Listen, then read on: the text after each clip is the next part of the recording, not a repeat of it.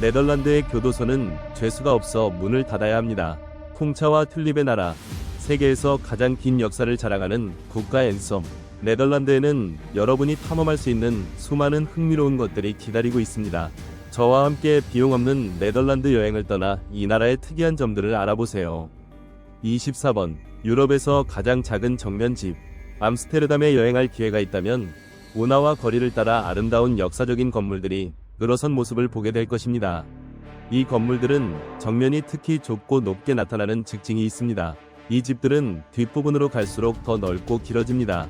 이 도시에는 세계에서 가장 작은 정면집도 있습니다. 그것은 7번 햇싱겔에 위치해 있으며 너비가 겨우 1m 3.5피트입니다. 집의 뒷부분은 정면 문보다 조금 더 넓습니다.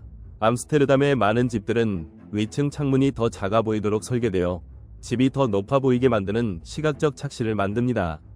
또한 운하를 따라 있는 집들에서 지붕 위에 걸쇠가 설치되어 있는 것도 볼 수 있습니다.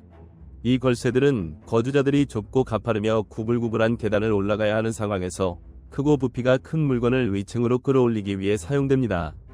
23번. 세계에서 가장 오래된 국가 앤섬. 윌헬머스 벤 나소웨.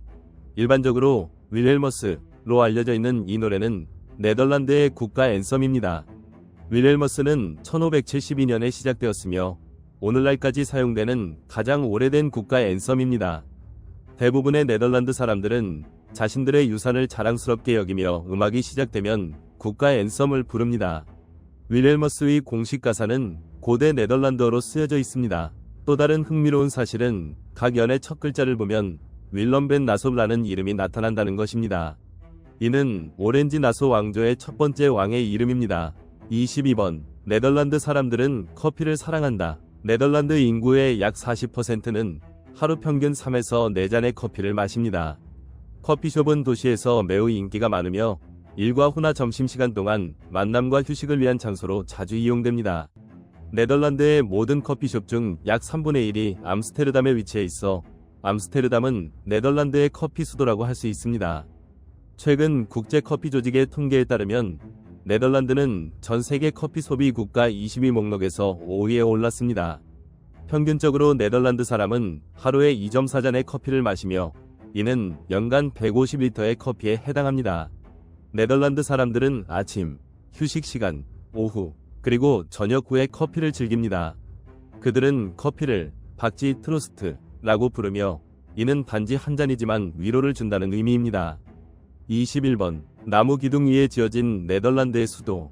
암스테르담시의 모든 건물은 토양에 밀집된 점토층 때문에 나무 기둥 위에 지어졌습니다.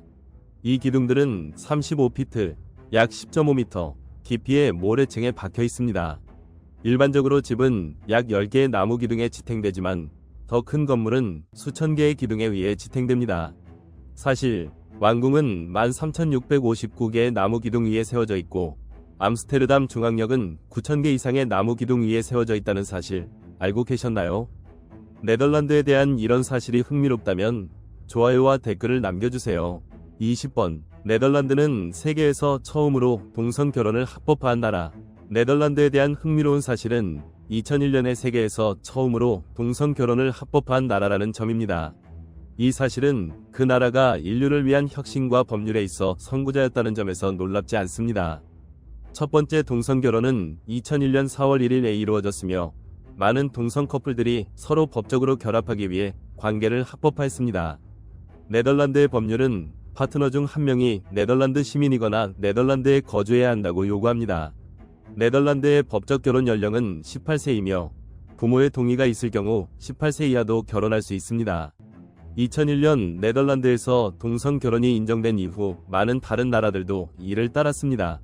이는 LGBTQ+ 커뮤니티에 대한 법적 존중과 보호를 반영합니다. 19번. 세계에서 가장 키가 큰 사람들은 네덜란드 사람들. 인상적인 키를 가진 파트너를 찾고 있다면 네덜란드로 가는 티켓을 추천합니다. 18세기에는 네덜란드 군인들의 평균 키가 165cm로 유럽 평균보다 낮았습니다. 하지만 150여 년 동안 그들의 키는 20cm 이상 증가했습니다. 현재 세계에서 가장 키가 큰 사람들은 네덜란드에 살고 있으며 평균 키는 183.8cm입니다. 과학적 연구는 네덜란드 사람들이 뛰어난 키를 가지게 된 이유를 자연 선택과 유리한 환경 조건 덕분으로 보고 있습니다. 네덜란드 사람들은 행복하고 낙관적인 삶을 살며 건강을 우선시합니다. 이러한 점이 그들의 전반적인 좋은 신체 상태에 기여하고 있습니다. 또한 많은 양의 우유를 섭취하는 습관도 네덜란드 사람들의 키 성장에 도움이 되는 요소입니다. 추가적으로 연구에 따르면 네덜란드는 EU에서 최고의 의료 서비스를 제공하는 나라로 평가되고 있습니다. 18번. 길거리에서 떠도는 동물이 없는 유일한 나라. 놀라운 사실은 네덜란드에는 길거리를 떠도는 고양이나 개가 없다는 점입니다. 최근 네덜란드 정부가 이를 확인했습니다. 그 이유는 모든 애완동물이 가족 내에서 잘 돌봄을 받기 때문입니다. 또한 네덜란드 정부는 동물에게 해를 끼치는 것을 방지하기 위해 적시의 정책을 시행하고 동물 학대에 대해 엄격한 법률을 집행하고 있습니다. 이 나라는 정말 배울 만한 모범을 보여주고 있다고 생각하지 않나요? 이 점이 흥미롭다면 영상의 좋아요를 눌러주시고 다음 흥미로운 사실로 넘어가 볼까요? 17번. 네덜란드는 세계에서 가장 많은 자전거를 보유한 나라. 자전거를 좋아하는 분들이 있다면 댓글로 알려주세요. 네덜란드가 세계에서 자전거를 가장 많이 보유한 나라라는 사실 알고 계셨나요? 교통체증, 주차 공간을 찾는 스트레스, 그리고 탄소 배출 문제 없이 자전거를 탈 수 있다는 점이 이 흥미로운 사실의 이유입니다. 네덜란드 사람들에게 자전거는 걷는 것처럼 아주 자연스러운 일상생활의 일부입니다. 심지어 네덜란드 총리도 자전거로 출근합니다. 흥미롭게도 네덜란드의 인구는 1700만 명인데 자전거는 2300만 대가 있습니다. 네덜란드 사람들 중 36% 이상이 자전거를 주요 교통수단으로 사용하고 있으며 네덜란드 사람이 자전거로 매년 이동하는 거리의 평균은 기차로 이동하는 거리와 동일합니다. 네덜란드 사람은 출퇴근, 학교 가기, 여행 등을 위해 1에서 3대의 자전거를 소유할 수 있습니다. 도로에서 자전거가 우선시되는 전용 도로를 볼 때 놀라지 마세요. 관광객들이 현지인처럼 자전거로 다양한 곳을 탐험하는 경험은 정말 멋진 일이 될 것입니다. 16번. 네덜란드의 도로 없는 마을. 어린 시절 동화와 마법의 땅에 매료된 분들에게는 기타운 마을을 방문하는 것이 꼭 필요합니다. 이 마을은 디즈니 동화에서 본 듯한 평화로운 아름다움을 자랑합니다. 기타운은 네덜란드 오버라이셀 주에 위치한 작은 역사적인 마을로 그림 같은 운하와 수백 개의 나무 다리가 있는 곳입니다. 이 마을은 북유럽의 베니스라고도 불리며 이탈리아의 베니스와의 주요 차이점은 기타운에는 도로가 없다는 점입니다. 초가 지붕이 있는 집들은 구불구불한 운하를 따라 지어졌으며 170개 이상의 나무 다리로 연결되어 있습니다. 기타운에는 자동차가 없고 주요 교통수단은 배입니다. 모든 방문객은 마을 외부에 차를 두고 위스퍼 보트라고 불리는 조용한 배를 대여해야 합니다. 약 2600명의 주민들이 꽃으로 둘러싸인 정원이 있는 집에서 살고 있으며 이곳의 분위기는 너무나 평화로워 가장 큰 소리도 다양한 새들의 지저귀일 정도입니다. 15번. 가솔린 및 디젤 차량 판매 금지. 이 사실만 들어도 네덜란드가 환경을 얼마나 잘 보호하고 있는지 이해할 수 있겠죠. 네덜란드 정부는 2025년부터 가솔린과 디젤 차량의 판매를 금지하기로 결정했습니다. 이에 따라 전기차나 태양광으로 구동되는 차량은 세금 면제를 받아 가격이 대폭 낮아질 예정입니다. 이는 세계 여러 나라들이 배울 수 있는 수요를 촉진하는 정책으로 평가받고 있습니다. 14번. 해수면 아래에 위치한 나라. 네덜란드는 유럽에서 가장 낮은 나라로 전체 토지의 26%가 해수면 이하에 위치하고 있으며 인구의 60%는 해수면 아래 최대 5m까지 살고 있습니다. 네덜란드에서 가장 높은 지점은 해수면의 322m인 발세르베르크, 발저버그이고 가장 낮은 지점은 남부 플라스폴더, 주이드 플레스포더로 해수면 아래 7m입니다.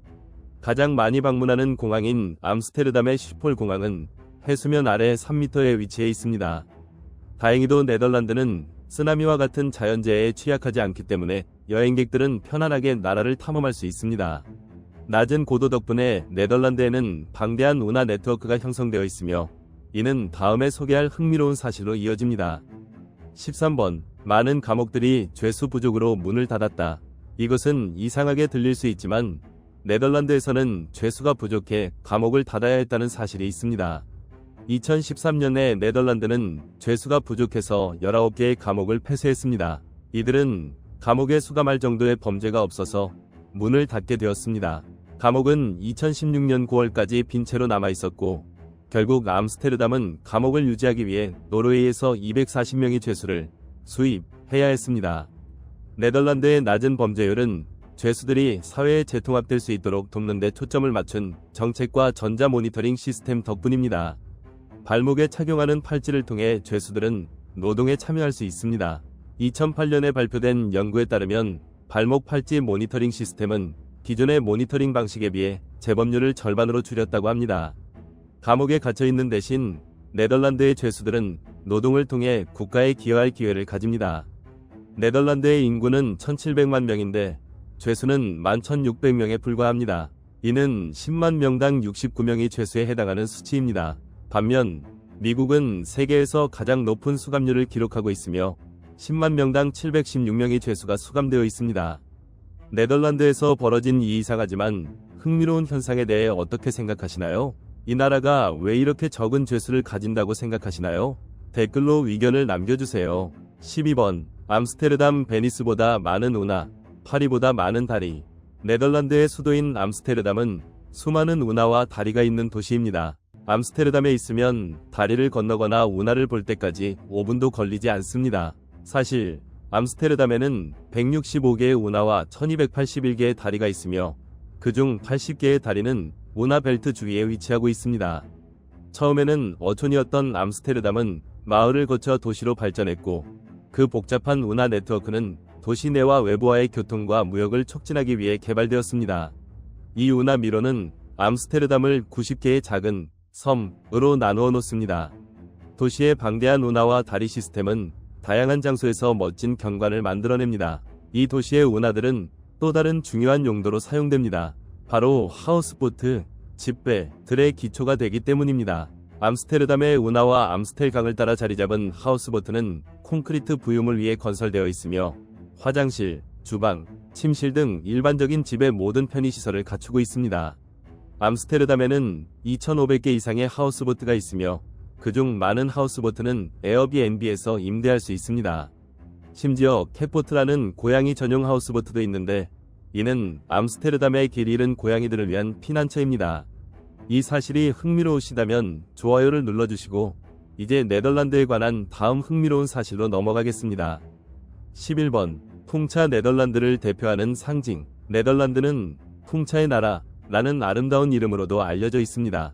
풍차는 오래전부터 네덜란드 사람들의 자부심이자 상징적인 존재였습니다. 해수면 이하의 지형을 가진 네덜란드에서 풍차는 신과 같은 역할을 하여 사람들에게 밀물과 썰물의 영향을 극복하는 데 도움을 주었습니다. 역사적으로 풍차는 곡물을 갈고 물을 빼는 용도로 처음 만들어졌고 그 후 네덜란드 사람들은 이를 개선하여 관계와 홍수 방지를 위한 도구로 사용했습니다. 네덜란드의 풍차는 지역 주민들에게 중요한 역할을 할 뿐만 아니라 관광 명소로도 유명해졌습니다. 그중 가장 유명한 풍차 마을은 자한세 스칸스, 잔즈샨스와 킨더다이크, 킨더디입니다. 현재 네덜란드에는 1100개 이상의 풍차가 있으며 300년이 넘은 풍차들도 여전히 보존되어 있습니다. 10번 튤립 네덜란드의 국화가 아니다. 튤립은 네덜란드에서 유명하고 국화로 여겨지지만 사실 튤립의 진짜 고향은 네덜란드가 아닙니다. 튤립은 처음 네팔에서 발견되었습니다. 네덜란드는 세계 최대의 튤립 생산지이자 수출국으로 튤립의 본고장으로 알려져 있습니다. 튤립은 16세기쯤 유럽에 소개된 이후 네덜란드를 대표하는 상징이 되었고 전국 곳곳에서 재배됩니다. 네덜란드에는 약 3,000종의 튤립이 있으며 10,000종 이상이 재배되고 관리됩니다. 튤립은 빨강, 노랑, 하얀색, 분홍, 주황, 보라, 초록, 검정 등 다양한 색상을 자랑하며 그중 가장 흔하고 유명한 색상은 빨강, 노랑, 하얀색입니다. 매년 봄, 유럽 최대의 꽃축제 중 하나인 퀘케노프 꽃축제, 쿠켄오브 플라워 페스티벌가 열리며 전 세계에서 방문객들이 모여 100가지 종류의 튤립 450만 송이를 감상합니다. 이곳에서 펼쳐지는 아름다운 튤립들의 물결은 정말 인상적입니다. 네덜란드에서 튤립 축제에 참여해본 경험이 있다면 댓글로 여러분의 경험을 공유해주세요. 9번 오렌지 당근은 네덜란드에서 유래했다. 아마 대부분 사람들이 당근이 오렌지색이라는 사실을 알고 있을 것입니다. 하지만 오렌지색 당근이 네덜란드에서 유래했다는 사실을 아는 사람은 드물 것입니다. 야생 당근은 처음에는 흰색이나 연한 노란색을 띠었지만 약 5000년 전 페르시아 고원 지역에서 사람들이 잎뿌리 채소를 재배하기 시작하면서 보라색과 노란색을 띠게 되었습니다. 오렌지색 당근의 기원은 1566년 네덜란드 반란의 주요 지도자였던 윌리엄 더 오렌지로 거슬러 올라갑니다. 윌리엄 오렌지는 오렌지 지역을 정복한 후 네덜란드 사람들이 스페인으로부터 독립을 쟁취할 수 있도록 이끌었습니다. 그 과정에서 당근 혁명도 함께 일어났습니다. 네덜란드의 독립전쟁 동안 농부들은 당근을 재배하면서 베타카로틴이라는 식물 색소가 포함된 당근 품종을 개발하게 되었습니다. 이 색소는 당근에 오렌지색을 부여하며 사람들은 그들의 영웅 윌리엄 오렌지를 기리기 위해 이를 대량 생산하게 되었습니다. 이것이 우리가 오늘날 익숙하게 알고 있는 오렌지색 당근의 기원입니다. 8번. 네덜란드에는 전기차 충전소 75,000개가 있다. 네덜란드에서 전기차 운전자는 75,000개의 충전소 네트워크 덕분에 거의 모든 거리 모퉁이에서 차량을 충전할 수 있습니다. 이는 유럽연합 내 모든 전기차 충전소의 거의 3분의 1이 됩니다. 이는 지속 가능한 교통 시스템 목표의 일환으로 사람들이 휘발유 차량에서 전기차로 전환하도록 장려하기 위해 전기차 충전소가 밀집하게 설치되었습니다. 이 충전소 대부분은 간단한 카드 스와이프만으로 접근할 수 있습니다. 도시 지역에서는 모든 전기차 운전자가 집에서 200m 이내의 충전소를 이용할 수 있으며 농촌 지역의 전기차 소유자는 각자 충전소를 가지고 있으며 그중 75%는 태양광 에너지를 사용하고 있습니다. 7번. 세계 최대의 꽃 수출국. 네덜란드는 세계의 꽃가게라는 별명을 가지고 있습니다. 이는 네덜란드가 전 세계 꽃 구근의 80%를 생산하고 있으며 꽃 산업이 국가 GDP의 5% 이상을 차지하기 때문입니다. 네덜란드는 전 세계 튤립밭의 거의 90%를 차지하고 있으며 약 11,000헥타르 규모로 매년 43억 개의 튤립 구근을 생산하고 있습니다. 꽃은 네덜란드를 방문하는 관광객들에게 주요 명소 중 하나입니다. 매년 수천 명의 사람들이 아름다운 꽃밭을 감상하기 위해 몰려듭니다. 하를럼은 꽃을 감상하기에 가장 좋은 장소 중 하나로 수많은 아름다운 꽃밭과 꽃퍼레이드가 열리는 곳입니다. 6번. 네덜란드에서는 가정출산이 여전히 흔하다. 네덜란드는 가정출산을 선택하는 몇 안 되는 서구 국가 중 하나입니다. 네덜란드에서 출산의 20%는 가정에서 이루어지며 미국, 영국, 프랑스, 독일에서는 이 비율이 약 2%에 불과합니다. 그렇다면 왜 네덜란드에서는 가정출산이 여전히 중요하게 여겨질까요? 그 이유 중 하나는 네덜란드의 건강보험이 가정출산을 완전히 지원하기 때문인데 병원 출산은 의료적으로 필요한 경우가 아니면 지원되지 않습니다. 여기에서는 또한 임신에 문제가 없다면 의사보다는 산파와 더 많이 상호작용하게 됩니다. 예를 들어 당뇨병과 같은 특정 임신 문제로 의사를 만나야 할 경우를 제외하고는 병원 예약 없이 출산을 진행합니다. 병원에 미리 예약을 하지 않으며 출산 시 병원의 상황에 따라 달라집니다. 5번. 네덜란드는 세계 최초의 주식시장을 발명했다. 놀랍게도 세계 최초의 주식시장은 1602년에 네덜란드의 법률가들과 기업가들에 의해 발명되었습니다. 네덜란드 동인도 회사는 주식시장에 상장된 첫 번째 회사였으며 1611년에 암스테르담에서 세계 최초의 주식거래소가 개설되었습니다. 4번. 네덜란드는 가장 많은 감초를 소비한다. 여러분 중에 감초를 좋아하는 분이 있나요? 이 간식을 좋아하신다면 댓글로 알려주세요. 감초를 좋아하신다면 네덜란드에서 아주 편안하게 지내실 거예요. 네덜란드는 매년 약 3,200만 킬로그램의 감초를 소비합니다. 이는 1인당 2kg이 넘는 양으로 세계에서 가장 많은 감초 소비량을 기록하고 있습니다. 감초는 네덜란드의 슈퍼마켓과 사탕 가게에서 흔히 볼 수 있는 음식입니다. 감초는 항염 효과와 다른 건강 이점이 있다고 여겨져 많은 사람들이 다양한 질병을 치료하는 데 사용합니다. 그러나 과도한 감초 섭취는 간과 심혈관 시스템에 해로울 수 있으며 고혈압을 유발할 수 있습니다. 3번. 화장실에 걸린 초상화. 이것은 조금 이상하게 들릴 수 있지만 네덜란드 사람들은 종종 화장실에 사랑하는 사람들의 초상화를 걸어둡니다. 또한 중요한 날짜를 잊지 않기 위해 화장실에 달력도 걸어두며 그 해의 모든 중요한 사건들을 표시해 놓습니다. 네덜란드 사람들은 이를 생일 달력이라고 부릅니다. 이 달력은 사용자가 화장실에서 사랑하는 사람들의 생일을 기억하도록 돕는 역할을 합니다. 흥미로운 점은 이 달력이 매년 교체될 필요가 없다는 것입니다. 달력에는 요일과 연도가 포함되지 않고 날짜만 표시되므로 생일은 매년 그대로이기 때문에 네덜란드 사람들은 이 달력을 몇 년 동안 사용할 수 있습니다. 그렇다면 왜 네덜란드 사람들은 화장실에 달력을 걸어둘까요? 현지인들에 따르면 화장실은 누구나 매일 사용해야 하고 꽤 오랜 시간을 보내는 방이기 때문에 지루함을 풀면서 달력을 보며 자신이 아는 사람들의 생일을 기억할 수 있다고 합니다. 이는 중요한 기념일을 상기시키는 방법으로 사랑하는 사람들의 생일을 잊는 것은 바람직하지 않은 일로 여겨집니다. 2번. 네덜란드의 왕의 날 축제. 네덜란드에서 가장 인기 있는 국경일 중 하나인 왕의 날은 빌럼 알렉산더 왕의 생일을 기념하는 날입니다. 이 축제는 처음 1885년에 빌헬미나 공주의 생일을 기념하기 위해 시작되었으며 그녀가 왕위에 오르면서 퀸즈데이로 알려졌습니다. 2013년 빌헬미나 여왕이 퇴위하고 아들인 빌럼 알렉산더가 왕위에 오르면서 축제의 이름은 왕의 날로 변경되었습니다. 네덜란드 사람들은 왕이나 여왕에 관계없이 오렌지색 옷을 입고 대규모 퍼레이드에 참여하며 오래된 장난감과 레코드, 책 등 다양한 물건을 길거리 시장에서 판매합니다. 또한 하루 종일 축하 파티를 열기도 합니다.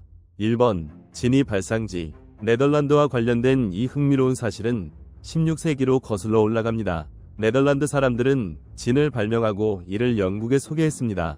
진은 원래 소화불량과 담석을 치료하는 데 사용되었습니다. 진 혼합물에 건강에 좋은 효과가 있다고 여겨진 주니퍼 베리를 추가했습니다. 이렇게 네덜란드에 대한 24가지 흥미롭고 신기한 사실을 모두 살펴보았습니다. 자전거가 가장 많은 나라부터 세계에서 가장 키가 큰 사람들까지 네덜란드는 정말 놀라운 곳이 많습니다. 영상을 시청해주셔서 감사합니다. 좋아요, 공유, 구독을 잊지 마시고 최신 콘텐츠를 확인하세요. 다음 영상에서 만나요.